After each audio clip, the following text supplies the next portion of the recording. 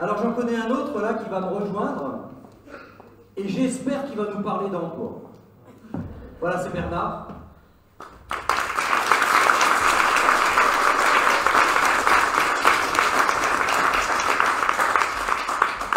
Bernard qui ne sera pas maire. Bonsoir à tous. Donc il m'appartient ce soir de vous parler de la nouvelle vie du lycée d'enseignement professionnel Paul Dasenois de Morhange. C'est la résultante en fait de 18 mois de travail et je peux dire aujourd'hui qu'on peut parler de renaissance.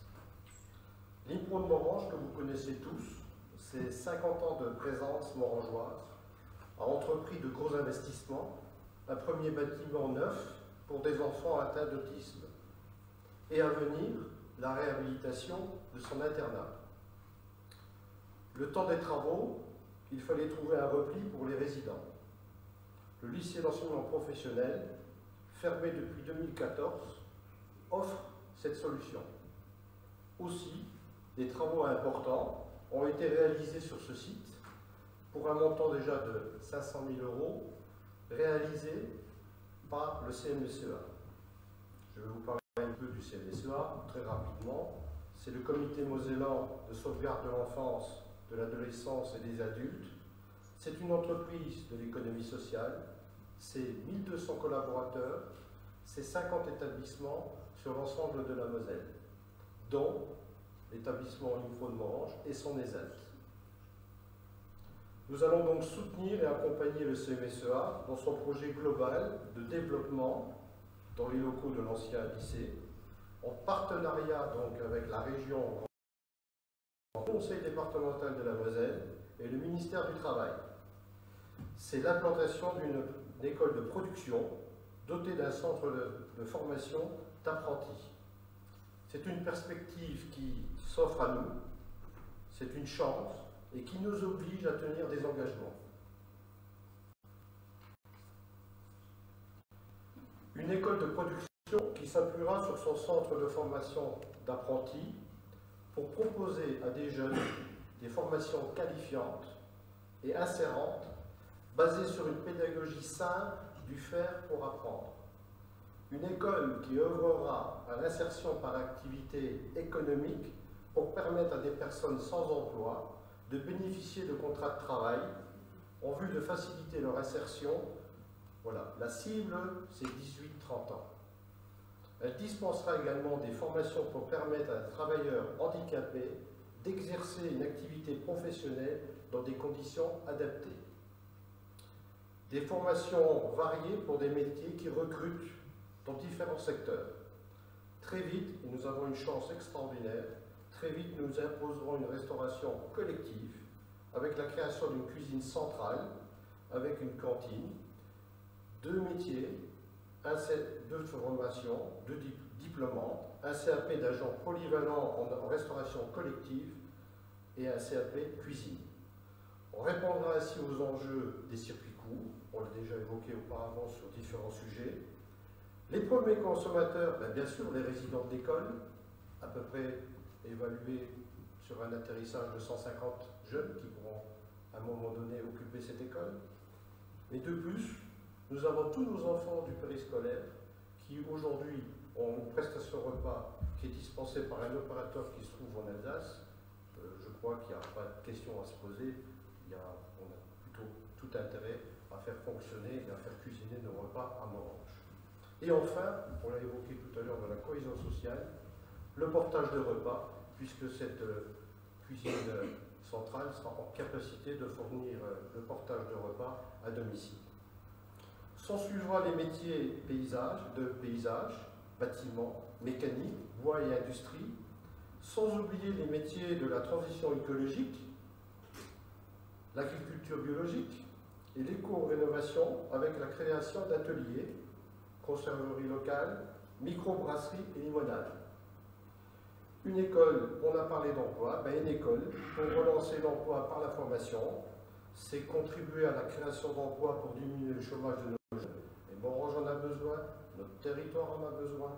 C'est travailler aussi en partenariat avec nos entreprises locales, en recherche de main-d'œuvre qualifiée et innover avec eux sur des chantiers nouveaux. On a eu l'occasion, au travers de différentes visites d'entreprises localement, de rencontrer des chefs d'entreprise qui se sont tout de suite portés partenaires sur cette initiative pour être maîtres de stage sur certains compartiments de métiers dont je viens de vous parler. Le dispositif sera complété par un institut qui permettra la création d'un centre d'animation de vacances et de loisirs adaptés.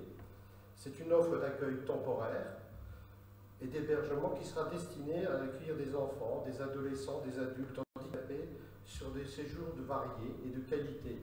D'où l'importance d'absolument mettre notre offre MUTCH, donc de loisirs, de nautisme, à niveau. Bernard, je te coupe un petit peu. Le CNSEA, c'est une entreprise que je connais bien. Je suis très heureux que les patrons développent un projet. Ça n'a pas pu se faire sans la contribution active de M. Jean Rotner et de Mme Marie Tribou. M. Jean Rotner, qui est donc le président du conseil régional, et Mme Marie Tribou, qui est la conseillère régionale du secteur. Voilà. Là aussi, je vous l'ai dit, j'ai des personnes dans mon entourage, dans ma liste, qui ont des carnets d'adresses, qui ont des relations. Et ça, c'est primordial.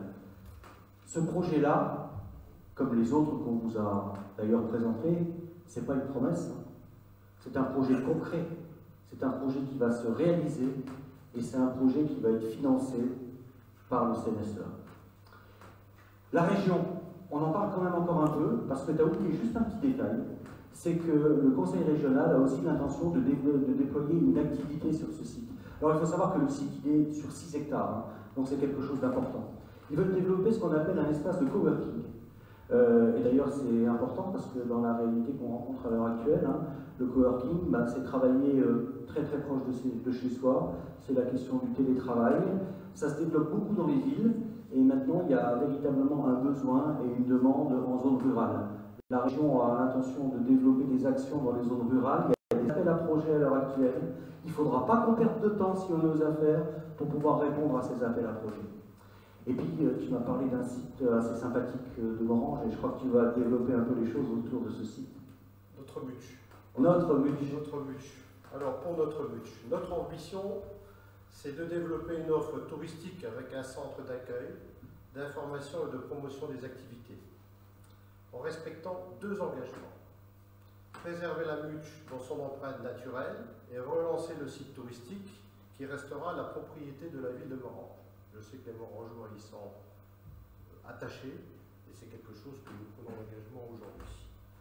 Créer notre marque, notre label qualité, et on a notre logo naturellement vôtre de la MUTCH, donc il est affiché. Il est affiché, on voit bien. On voit bien.